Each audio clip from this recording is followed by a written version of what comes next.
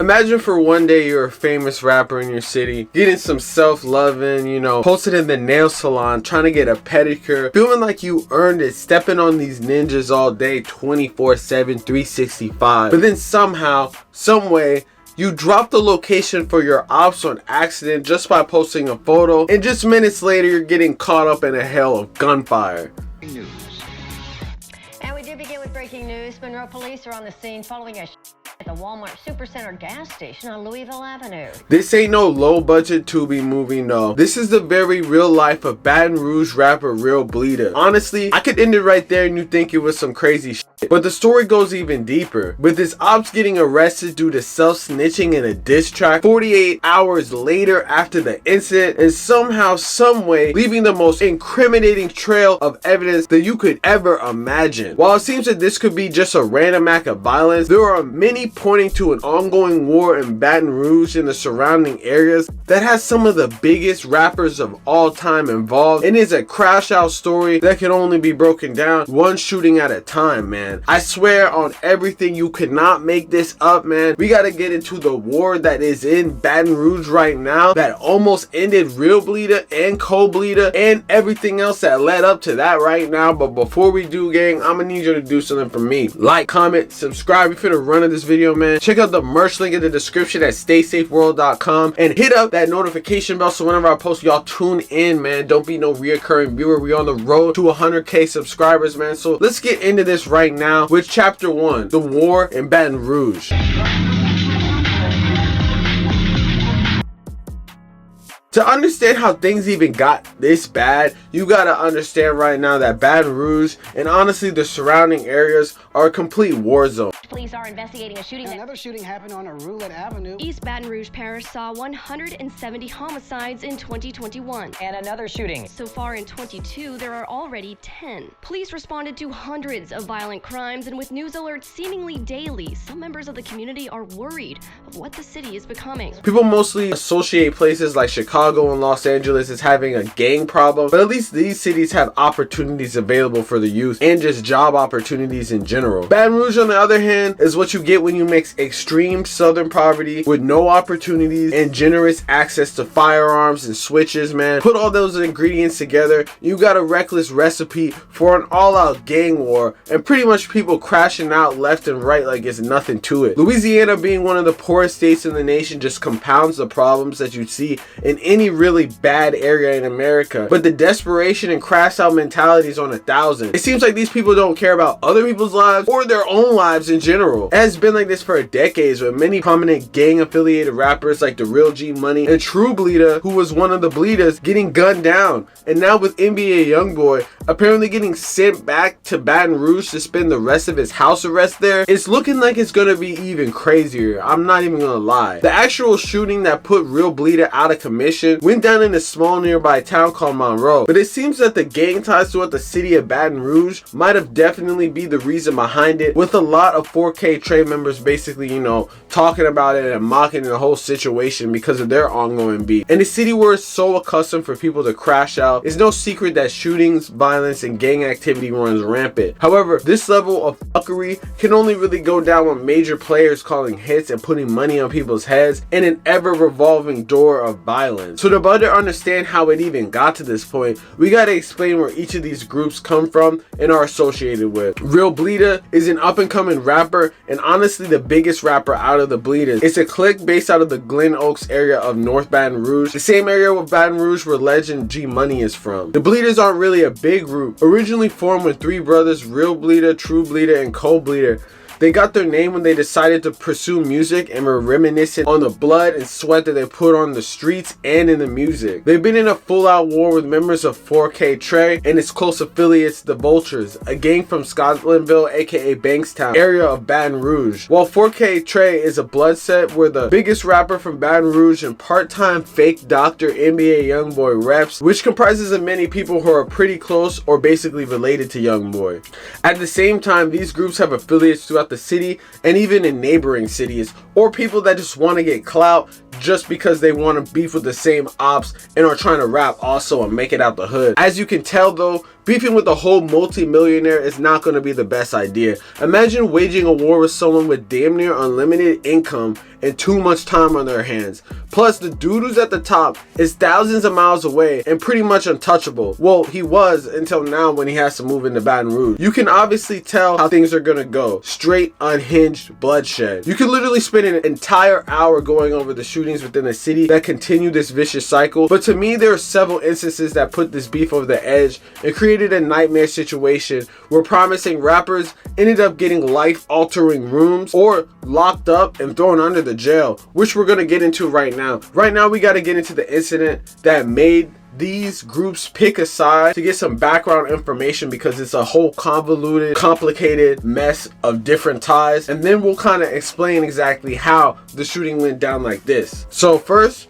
we got to get into the beginnings. The BLEEDAS versus the Vultures and 4K Trey, because that kind of explains just a little bit of background. Chapter 2. It seems while affiliates of both 4K Trey and the BLEEDAS have been trading disses on social media and songs as of late, the beef was not always as bad as it is now. Previously, these groups mostly just shared animosity because of the instances that happened with their affiliates. 4K Trey being close to the Vultures would have beef with the BLEEDAS, or the BLEEDAS had close ties to TGB, aka Top Boy Gorilla, the gang where Fredo Bang is from. It's not really clear what incident pulled 4K Trey and Youngboy into the mix, but many point to one of the most recognized beefs, the BLEEDAS and the Vultures, as being the sparking point. This beef started with several high-profile murders, one of which being the shooting that took out the brother of a well-known Vultures rapper, The Bug, named Gmo. Well, Baton Rouge police are investigating a shooting that left a man dead. That shooting originally happened in October of last year off Lock Haven Drive. Police say 25-year-old Jamorius Ferguson was shot during a drive-by shooting. He died from his injuries last Saturday. Now, no suspects or motive have been released. A shooting like this was crazy. It basically took out his brother, who was not even associated and was just a guy that just got caught in the crossfire. Following this shooting, there was a crazy alleged retaliation that took out a well-known BLEEDA associate named Mugatti, the shooting of Jamonte Davis. He was not part of the BLEEDAS, but was just closely associated. And it seems in almost a mirror incident, a wild retaliatory shooting to avenge his death went down and somehow got 4K Trey into this war that they would have otherwise not been a part of. The shooting of Ben 10. Shooting and killing a man, and the victim was found on the interstate in Ascension Parish. According to officials, deputies responded to a truck that was blocking 3 lanes on I-10 West near Prairieville. This was around 11 o'clock last night, and found bullet holes on the truck and a passenger dead inside. On December 2nd, 2021, NBA affiliate Ben 10 and his cousin Marvin Batiste were driving through a small town outside of Baton Rouge called Prairieville, when around 11 p.m., a car pulled up beside them and sprayed their car with gunfire. Batiste's body was discovered around 11:30 p.m. in the passenger seat of a truck that lay riddled with bullet holes in the middle of the highway, blocking all 3 lanes of the I-10 westbound near Prairieville exit. This incident was the first where a member of 4K Trey was targeted and pretty much turned on a green light in the streets of Baton Rouge. And soon after the tragedy would follow, the biggest member of the BLEEDAS would end up getting taken out, which leads us to the death of True BLEEDA. Following the retaliatory shooting that took out the 4K Trey affiliate Marvin Batiste, the BLEEDAS took no time to diss the Vultures of 4K Trey on the Clubhouse and in a crazy diss track literally called Pick Your Partner Up. Yes, not subtle at all. They pretty much were writing, telling everything in their music. But this isn't even the craziest song, because we're going to get into another song that's straight detailed of crime word for word. But that's later in the video. So even though they felt that they had upped the score, they would end up taking the biggest loss when True BLEEDA was gunned down in a broad daylight assassination that I actually detailed on this channel 2 years ago. The name of True BLEEDA, Baton Rouge rapper 18-year-old Dante Dorsey, one of the victims shot and killed while in a car Friday afternoon on Blue Bonnet Boulevard at Bacardi Avenue. What we do know, there are 2 deceased here and 2 that were transported by EMS to a local hospital. The second victim, a 19-year-old Clifton Lindsay, also in the car with Dorsey near the Mall of Louisiana. Grainy cell phone footage shows a young man hanging outside the rear passenger door of a bullet-riddled Chevy Malibu, his head moving feebly as the scene around him descends into chaos. At around 1 p.m., True BLEEDA and several friends decided to go to the Mall, Louisiana to shop.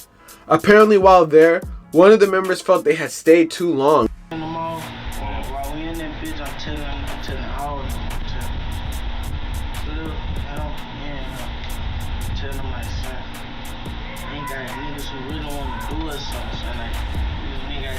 shit serious, man. We've been in this bitch too long. You know, walking around the mall for over an hour. Keep in mind, this is one of the biggest malls, if not the biggest mall in Louisiana, and is famous. It's kind of like the FBG Duck situation because this is actually a nice area. It's not like they were posted up in the hood, so they probably felt comfortable. But unfortunately, this member's intuition was right, because as a group were leaving the mall, the police say a car pulled up alongside and sprayed up their car in a highly planned and targeted shooting. True Bleeda was left dead on the street as onlookers recorded on some crazy Black Mirror shit. And basically, this was like when everything went downhill. Man, it was a whole traumatic incident that people could see just in broad daylight. There were people just eating, watching this go down. It was insane. However, unfortunately for the BLEEDAS, this would just be the first incident in a chain of violence that looks like it won't stop anytime soon. Which leads us to what happened with YNN and the BLEEDAS. Shortly after True Bleeda died, you already know that members of 4K Trade took no time in pretty much making a mockery of the whole situation. It all sort of culminated in top dissing that whole gang and basically talking about it in 4KT Baby, where people think that he alludes to the shooting. Like I said before, beefing with the multi-millionaire is not going to end well, because not only do you got to worry about them, but you got to worry about other groups that could be loosely associated trying to get clout beefing with you too. And unfortunately for Real Bleeda and Cold Bleeda, this is exactly what they had going on when they decided to go to Monroe, Louisiana to visit a town outside of Baton Rouge. You see, even before this shooting, tempers were pretty much flaring. It's pretty safe to say the BLEEDAS are probably the most hated gang in Louisiana, at least in that region. There was animosity between the BLEEDAS and another gang in Monroe called YNN. Their biggest member is Double D Cooter, who is honestly kind of fire and known and was making a name for himself in the street. Bro was trying to like get that young boy cosign or something because they were beefing pretty hard. Things were already escalating a day before the shooting because apparently the BLEEDAS were known for pulling up to Monroe and smashing the thoughts of YNN. Even before the shooting, they were publicly trading shots in Instagram comments, so when things went south, it was obviously no surprise. On Friday 29th, on Easter weekend, Real Bleeda and Cold Bleeda were in a shopping complex in Monroe, posted up going to VIP nail bar, you know, to get a pedicure. You know, steppers gotta get pedicures too, man. Don't sleep on that. You know, gotta keep your nails clean. You know, don't be having those rusty. I hate when I see these rappers, you know, like Julio Fulio toes, man. Don't be having those Julio Fulio toes. I'm telling you, nails are looking all crusty, like they were digging out of dirt and stuff like that. But that's besides the point.